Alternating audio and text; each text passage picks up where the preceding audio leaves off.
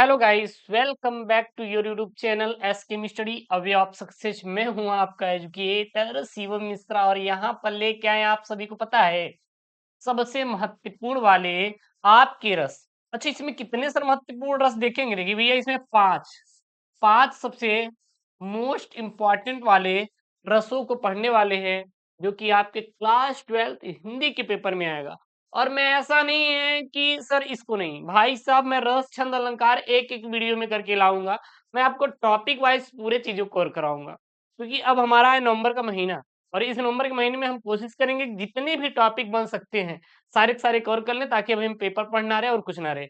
और इसी प्रकार से मैं physics, chemistry, biology, Hindi, English सभी की तैयारी करवाऊंगा। आप चिंता मत करिएगा, चैनल को केवल सब्सक्राइब करके रखिए, वीडियो को लाइक कर दीजिएगा, अपने दोस्तों के साथ वीडियो को क्या कर देंगे सर, शेयर जरूर से जरूर कर देंगे, ठीक ना। और एक बात है कि जो 2025 का बोर्ड एग्जाम है ना, अगर आपने प्रॉमिस कर लिया आपने आपसे कि नहीं गुरुजी हम 95% ठोकेंगे, कुछ भी हो जाएगा, तो भाई साहब श्योर करके लिख लीजिए, ये 95% आपका होगा, आपके हाथ में होगा। मैं आपसे इतना प्रॉमिस करता हूं कि ये जो 95% है भाई आपका होगा, लेकिन आपको मेहनत करना है। हमारे साथ जो भी टॉपिक मैं आपको पढ़ाऊंगा, हर एक टॉपिक को पढ़ना है, रटना है। उसके बाद देखिएगा सर, हर एक आपको नंबर मिलेगा। मैं आपको इसमें इसका परिभाषा भी बताऊंगा, उदाहरण भी बताऊंगा, साथ ही साथ स्पष्टीकरण भी बता दूंगा। ऐसा नहीं कि इसके अलावा मैं एक आठ और वीडियो आपके लिए आएगी, नहीं। एक वीडियो सफिशियंट है, काफी है। मैं एक प्लेलिस्ट बना दूंगा जिसमें आपको सब कुछ मिल जाएगा, ठीक है ना।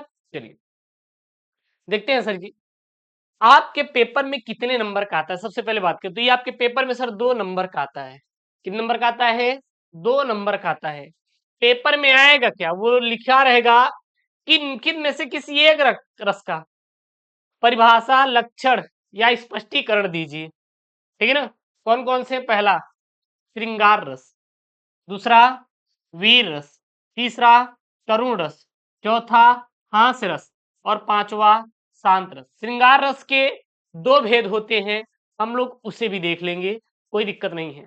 बस अगर ये 5 आप रस तैयार कर लिए तो मैं गारंटी देता हूं कि आप यूपी बोर्ड के हिंदी के पेपर में आप झंडा गाड़ कर आएंगे, क्योंकि इससे बाहर एक भी रस आने वाला है ना, आपको पढ़ने की जरूरत है। ये 5 रस अपने आप में वो रस है भैया, जो कि आपको एकदम भाई साहब पेपर में 4 चांद लगा देंगे। इससे बाहर आने वाला नहीं। तो 5 रस कौन कौन सा? पहला श्रृंगार रस, दूसरा आपका वीर रस, तीसरा करुण रस, चौथा हास्य रस, पांचवा शांत रस। अब मैं आपको एक एक करके इसी समझा देता हूँ। श्रृंगार रस का मतलब है, मान लीजिए कि भाई साहब उनके यहाँ से इनविटेशन आया है, अब हम गए हैं सर उनसे मिलने के लिए, तो श्रृंगार करके आए हैं, सज संवर के आए हैं। जब नायिका अपने नायक से मिलने जाती है तो क्या वो सज संवर के आती है, तो उसे क्या कहते हैं? श्रृंगार रस कहते हैं। अब आपकी नायिका को कोई अन्य नायक छेड़ दिया और आप खड़े हैं, आपकी नायिका को कोई अन्य व्यक्ति छेड़ दिया और आप वहां पे खड़े हैं, तो आप क्या करेंगे? आप वीरता प्रदर्शित करेंगे, लड़ाई करेंगे, झगड़ा करेंगे, तो वो क्या हो रहा है? हो जाएगा वीर रस। अब करुण रस है भैया। करुण रस क्या है? अब आपकी जो नायिका है, मैम साहब है, वो आपसे बिछड़ रही हैं, तो आप रो रहे हैं, तो क्या हो जाएगा? करुण रस हो जाएगा, हास्य रस। आपकी नायिका ने कुछ ऐसे कपड़े धारण कर ली हैं जिनकी वजह से सुन सुनपखा दिखाई दे रही है। वो जो था नहीं यार, क्या नाम था उनका? सुनपखा, जो भी नाम था भैया, रावण की बहन थी। हाँ, मैं किसी को बोल नहीं रहा हूँ, बस मजाक के लिए ले रहा हूँ। हाँ, नाक कट गया था ना। सुनपखा जो भी था नाम, भाई साहब मुझे क्लियर उतना नहीं याद है, माफी चाहते इस बात को, ठीक है ना। मुझे उतना क्लियर नहीं याद है कि कह दे गुरुदेव को तो उनका नाम ही नहीं याद है। हाँ, मुझे नहीं याद है कि उनका क्या नाम था। तो उनको देखकर जो आपके मन में आपको हंसी आएगा, वो हास्य रस हो जाएगा। हाँ, क्या नाम था भाई? कमेंट बॉक्स में छाप दीजिए, मुझे उतना क्लियर नहीं हो रहा है कि उनका क्या नाम था, रावण की बहन का नाम। और अगला क्या है? शांत रस। शांत रस क्या है? लड़ाई झगड़ा हो गया गुरुदेव दोनों के बीच, अब हम लोग क्या है, एकदम शांत हो चुके हैं, तो वो क्या हो जाएगा? शांत रस। ठीक है, चलिए सर एक एक करके देखेंगे। सबसे पहले श्रृंगार रस के बारे में देखते हैं। किसके बारे में सर? श्रृंगार रस के बारे में। श्रृंगार रस होता क्या है? लक्षण का मतलब क्या होता है सर? परिभाषा होता है। क्या होता है? परिभाषा होता है। क्या होता है सर? परिभाषा होता है। सर परिभाषा क्या है इसकी? इसकी परिभाषा क्या है सर? नायक और नायिका के मन में संस्कार रूप में स्थित रति या प्रेम जब रस की अवस्था को पहुंचकर आस्वादन के योग्य हो जाता है तो वह श्रृंगार रस कहलाता है। तो वो क्या कहलाता है? श्रृंगार रस कहलाता है। श्रृंगार रस क्या होता है? ध्यान दीजिएगा, नायक और नायिका के मन में संस्कार रूप में स्थित रति या प्रेम जब रस की अवस्था को पहुंचकर आस्वादन के योग्य हो जाता है तो वहां श्रृंगार रस कहलाता है। इसका पीडीएफ मैं टेलीग्राम चैनल एसके मिस्टर भेज दूंगा। एसकेएम इस टेलीग्राम चैनल का लिंक डिस्क्रिप्शन बॉक्स के अंदर दिया गया है, जाकर ज्वाइन कर लीजिए, ठीक है ना। अस्थाई भाव की बात करें, पेपर में आता है, तो इसका अस्थाई भाव क्या होता है? रति होता है। श्रृंगार रस का अस्थाई भाव क्या होता है? रति होता है। श्रृंगार रस के दो भेद होते हैं। कितने भेद होते हैं? यह दो भेद होते हैं। भेद मतलब क्या होता है सर? प्रकार होता है। क्या होता है? प्रकार होता है। सर कौन कौन से प्रकार होते हैं? सबसे पहला प्रकार होता है संयोग श्रृंगार, दूसरा होता है वियोग श्रृंगार। पहला संयोग, दूसरा वियोग। चलिए संयोग श्रृंगार को देखते हैं क्या होता है। संयोग काल में नायक और नायिका की पारस्परिक रति को संयोग श्रृंगार कहा जाता है। संयोग श्रृंगार क्या होता है? संयोग श्रृंगार में नायक और नायिका की पारस्परिक रति को, मिलन को संयोग श्रृंगार कहा जाता है। इसमें संयोग का अर्थ सुख की प्राप्ति होता है। क्या होता है? सुख की प्राप्ति होता है। उदाहरण के लिए क्या हो जाएगा? कर मुंदरी की आरसी प्रतिबिंबित प्यवपाई पीठ दिए निधरक लखै कीकटक डिठी लगाए। अच्छा, इसका उदाहरण भी हो जाएगा। श्रृंगार रस का ये उदाहरण लिख सकते हैं क्योंकि ये प्रकार है, तो इसका एक उदाहरण ये भी हो सकता है। स्पष्टीकरण देना चाहे तो लिख सकते हैं कि इन पंक्तियों में अस्थाई भावरती है, नायक आलम्बन है और नायिका आश्रय है। अंगूठी के नग में पड़ने वाली प्रतिबिंब उद्दीपन है और उस प्रतिबिंब को एकटक देखना अनुभाव तथा नायिका का जो हर्षित एवं निधड़क होना संचारी भाव, और इन पंक्तियों में क्या है?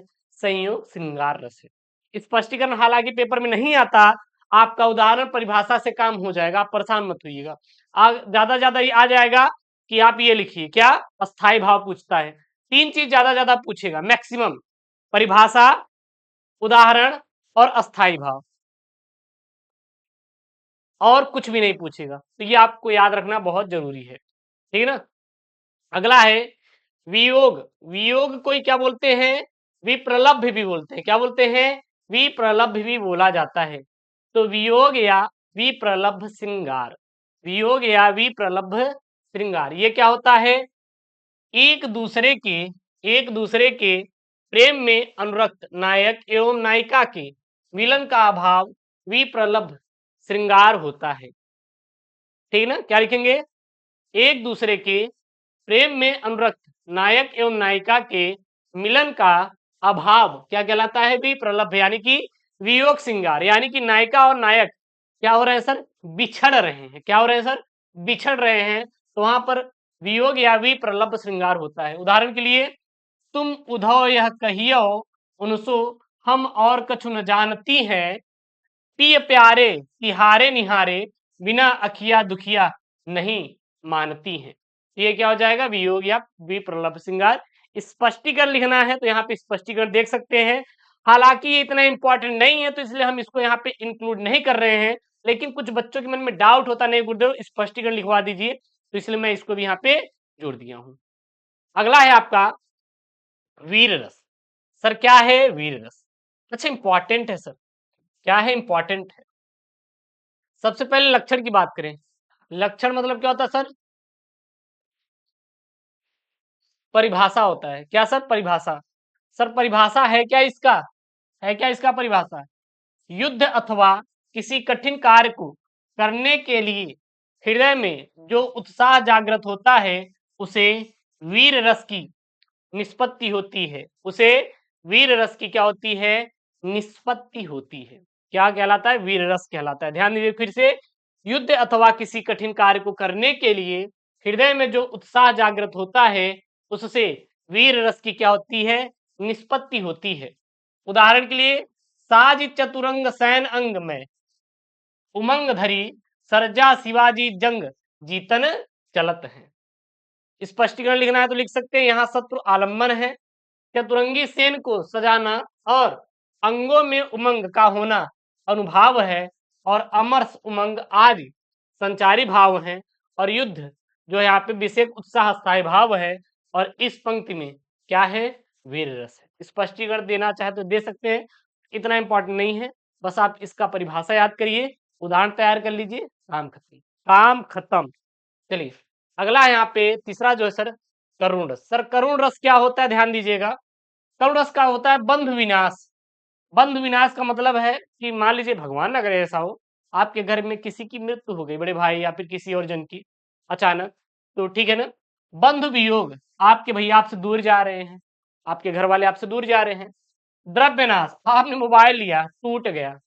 प्रेमी के सदैव के लिए बिछड़ जाने, गुरुदेव अब मेरे घर वालों को पता चल गया, मेरे घर वाले कहें कि अगर अब बात किए तो लाते घूंचा पड़ेगा, और उन्होंने मुझे दूर कर दिया। आपकी प्रेमिका आपसे दूर हो गई, तो विछड़ जाने से क्या होता है, करुण रस की उत्पत्ति होती है। मजा आ रहा है ना, बिल्कुल सर। तो आप क्या कहलाता है, करुण रस कहलाता है, ठीक है ना।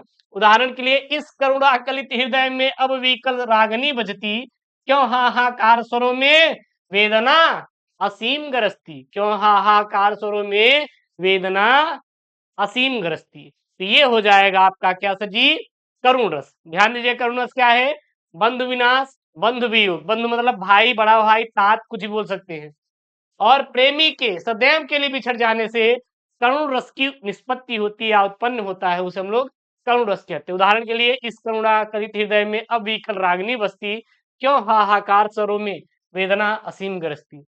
स्पष्टीकरण लिखना चाहो तो लिख सकते हैं, हालांकि इतना इंपॉर्टेंट नहीं है।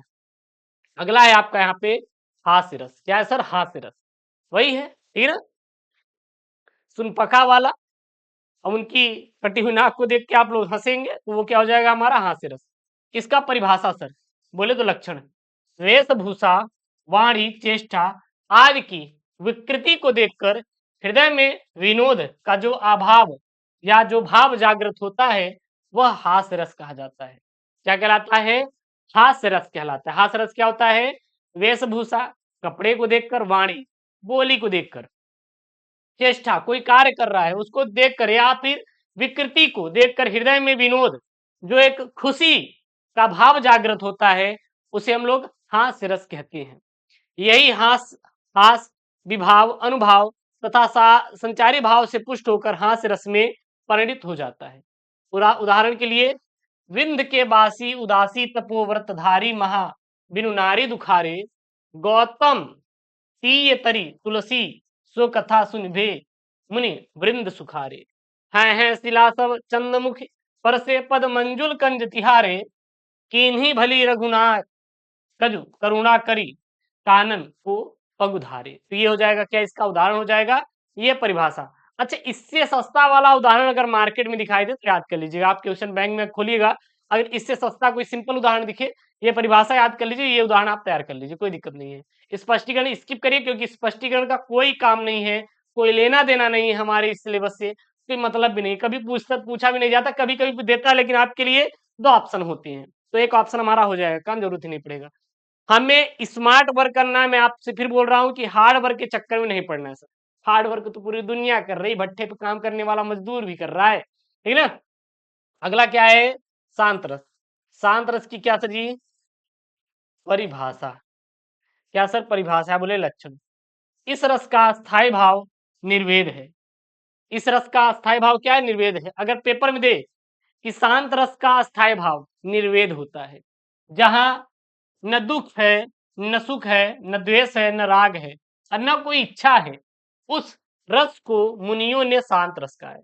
आप मुनि को देखिए, आप मुनि को देखिए, जो पहाड़ों पर जाकर बैठकर ध्यान करते हैं, उनके अंदर कोई दुख की भावना नहीं है, ना कोई सुख का है, ना कोई द्वेष है किसी से, कोई आगे बढ़ रहा है, कोई क्या कर रहा है, कोई लेना देना नहीं है, न ही कोई राग है, और न कोई इच्छा है कि हमें सर ये पा लेना है, हमें ये पा चाह है। तो वहां पर क्या होता है, उस रस को मुनियों ने क्या बोला है, शांत रस बोला है। ना किसी से लेना देना है, नहीं, हम गुरुदेव एकदम शांति से जीवन व्यतीत करेंगे, वो हमारा क्या कहलाएगा, शांत रस कहलाएगा। शांत रस का उदाहरण क्या हो जाएगा, कबहू को हो यही रहनी रहूंगो, श्री रघुनाथ कृपाल कृपाते संत सुभाव गहौ गो हाँ जथा लाभ संतोष सदा काछु सो कछु न चाहूंगो हाँ परहित निरत निरंतर मन क्रम वचन नेम निम होगो। बस दैट द सॉल्व, यही क्या हो जाएगा आपका आंसर हो जाएगा और कुछ भी नहीं है। ये क्या हो जाएगा आपका सांद्रस। अच्छा इससे कोई और उदाहरण एक्स्ट्रा आपको दिखाई देगा इससे सरल, तो उसको तैयार कर लीजिएगा, नहीं तो इतने में काम हो जाएगा। ये रहा आपके सभी जितने भी महत्वपूर्ण रस हैं वो मैं आपको करवा दिया हूँ, एक बार देख लीजिए। सबसे पहले यहाँ पे मैंने 5 आपको रस दिए, करुण रस, वीर रस और हास्य रस और शांत रस और श्रृंगार रस। सबसे पहले मैंने श्रृंगार रस को बताया, ये परिभाषा हो गई, ये इनके दोनों प्रकार हो गए, ये संयोग श्रृंगार। अच्छा श्रृंगार रस में चाहे संयोग श्रृंगार का उदाहरण लिख दीजिएगा चाहे वियोग का, दोनों में से कोई एक लिख दीजिएगा, ठीक है ना। फिर स्पष्टीकरण कोई जरूरत नहीं है तो यहाँ पे मैं स्किप कर दिया। फिर वियोग है यहाँ पे इसका उदाहरण, फिर वीर रस है, फिर ये उदाहरण है, उसके बाद ये करुण रस है, फिर ये उदाहरण है, इसके बाद यहाँ पे हास्य रस है, ये उदाहरण है, उसके बाद शांत रस है और ये उदाहरण है। यहाँ पे मैं फिर से बोल रहा हूँ स्पष्टीकरण को आप याद ना हो तो मत करिएगा, क्योंकि इसकी जरूरत नहीं है। आपका जो जिसका स्थायी भाव पूछता है वो भी मैं लिखवा दिया हूँ, उदाहरण और परिभाषा बहुत सफिशियंट है, बहुत ज्यादा आप टाइम लॉस मत करिएगा। इसका पीडीएफ मैं टेलीग्राम चैनल SKM स्टडी भेज दूंगा। SKM स्टडी टेलीग्राम चैनल का जो लिंक है वो डिस्क्रिप्शन बॉक्स में मैंने डाल दिया, जाकर वहां से आप ज्वाइन हो जाइए, वहां पे आपको इसका पूरा पूरा पीडीएफ मिल जाएगा। ऐसी वीडियो के लिए चैनल को सब्सक्राइब करिए, मिलते हैं नेक्स्ट वीडियो में। थैंक यू, जय हिंद, टेक केयर, बाय बाय।